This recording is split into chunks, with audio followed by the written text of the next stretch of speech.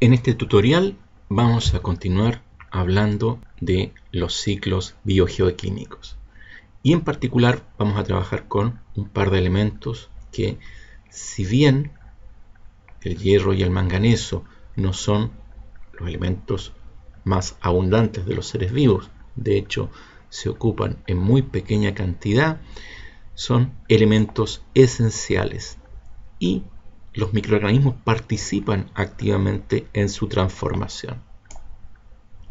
Entonces, hablaremos primero del hierro y diremos que el hierro lo encontramos preferentemente en la corteza terrestre, ¿ya?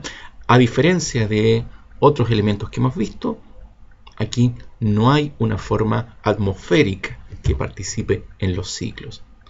Es más bien un elemento que vamos a encontrar en los sedimentos. Entonces, las formas más frecuentes en las cuales encontramos el hierro son como ion ferroso, es decir, la forma reducida, que tiene la característica de ser en esta forma, en la forma reducida, capaz de formar compuestos solubles en agua. Diferente es el caso del ion férrico, la forma oxidada, que forma compuestos insolubles. ¿Qué tipo de compuestos? Hidróxidos. ¿Ya? El hidróxido férrico es bastante común y fácil de distinguir por ese color pardo. ¿Ya? Es una sustancia con forma de gel y es la forma reducida de este hierro. Formas menos frecuentes, bueno, el hierro metálico. El hierro metálico lo vamos a encontrar libre o como hierro metálico en el núcleo de nuestro planeta y en la superficie de la Tierra es indicador de actividades humanas. Entonces, la transformación de ion ferroso a ion férrico es un proceso oxidativo, es una oxidación en la cual es llevada a cabo por microorganismos y es parte del metabolismo quimio-litotrófico. Es decir, hay microorganismos que obtienen energía de esta transformación y la aprovechan para sus procesos metabólicos. Vemos acá el ciclo redox de este elemento del hierro y vamos a ver que es bastante sencillo.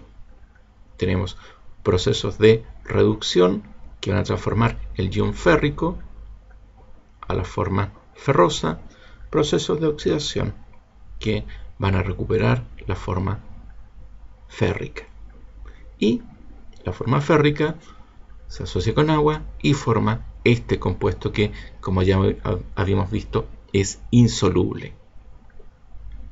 Los procesos de reducción de este compuesto derivado del ion férrico son procesos biológicos. Hablemos un poco del manganeso.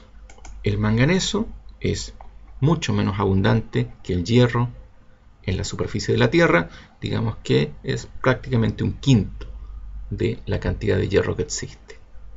Sus estados de oxidación, manganeso 2+, y 4+. ¿Ya? La forma reducida, esta forma de manganeso, es soluble en agua, mientras que el manganeso 4+, la forma oxidada, es insoluble y puede formar este tipo de óxidos. En relación al hierro y el manganeso, diremos que las formas insolubles, que son las formas oxidadas, son poderosos oxidantes, ¿ya? Son capaces de retirar electrones a otros compuestos. Y son estas formas, estos oxidantes, están presentes en gran medida en los sedimentos dulce-acuícolas. Es decir, vamos a encontrarlo en el fondo de lagos, lagunas, principalmente. Las reducciones biológicas, es decir, la transformación del ion férrico en ion ferroso, de manganeso 4+ en 2+, son parte de los procesos de respiración anaeróbica o anaerobia, ¿ya? Y estos los vamos a encontrar en bacterias y arqueas. Les recuerdo que la respiración aeróbica usaba como receptor final de los electrones al oxígeno, ¿ya? Pero esa cadena transportadora de electrones en otros microorganismos que se encuentran en ambientes libres de oxígeno es empleada para entregar estos electrones a otros aceptores de electrones, no tan buenos como el oxígeno, ¿ya? Y entre esos aceptores de electrones vamos a encontrar al ion férrico y al manganeso.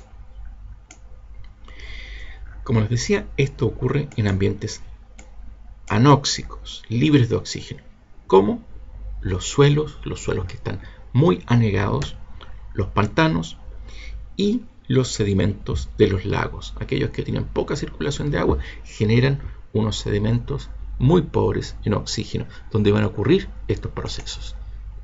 Y acá tenemos una imagen de un lago y podemos ver lo que está ocurriendo acá en términos de transformación de estos iones de hierro y manganeso. Entonces, en la región oxigenada de este lago vamos a ver que se encuentran las formas solubles, el ion ferroso, el manganeso 2+, con el oxígeno. Y en esas condiciones hay un proceso de oxidación y se generan estas especies, manganeso 4+ y el ion férrico, los cuales reaccionan con el agua y forman compuestos que son insolubles, y al ser insolubles van a precipitar al fondo del lago. Ahora, acá se van a encontrar con microorganismos los cuales van a usar a estas formas como aceptores finales de electrones. Entonces, aquí tenemos el acetato como donor de electrones para este proceso. Entonces, los microorganismos usan este proceso para regenerar las formas solubles. Ahora, lo interesante de este ciclo es que cuando se forman las formas insolubles del hierro, estas son capaces de reaccionar con otros compuestos que están disueltos en el agua, como el fosfato, generando compuestos que son insolubles. Por lo tanto, esos fosfatos solubles van a pasar al fondo de los lagos.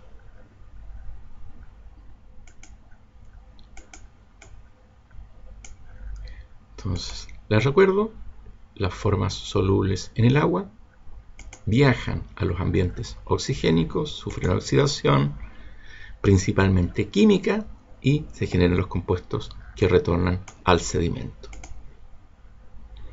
Los procesos de oxidación del hierro y del manganeso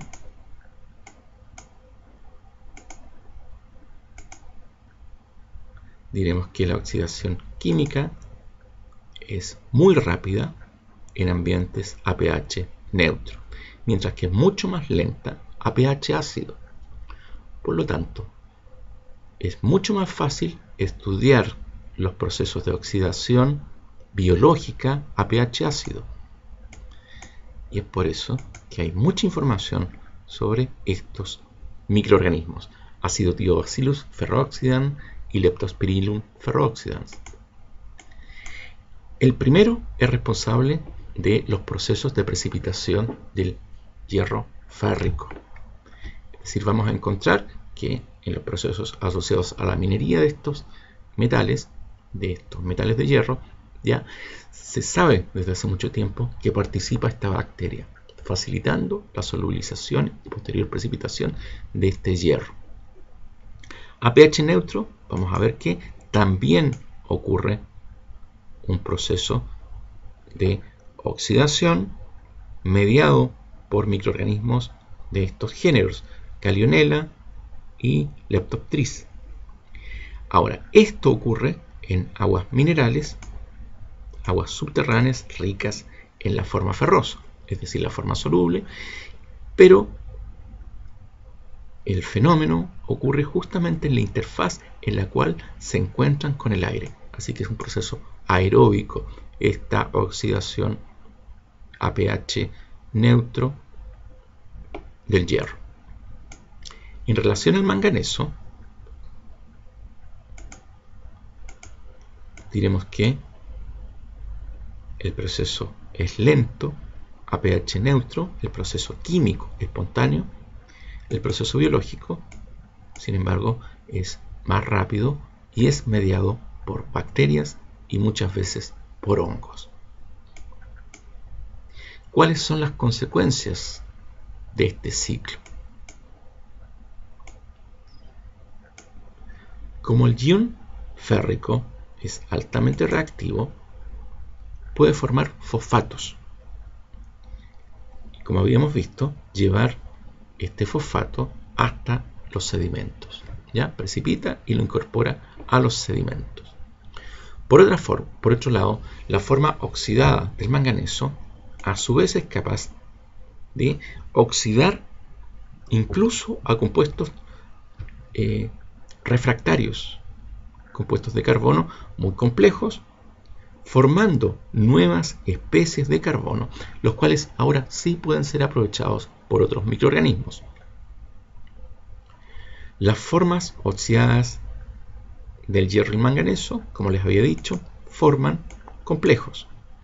Ahora, no solo van a reaccionar con el fosfato, también pueden reaccionar con el cobre, cadmio, cobalto, forman estos complejos, precipitan al fondo del lago y al sufrir un proceso de reducción se disuelven.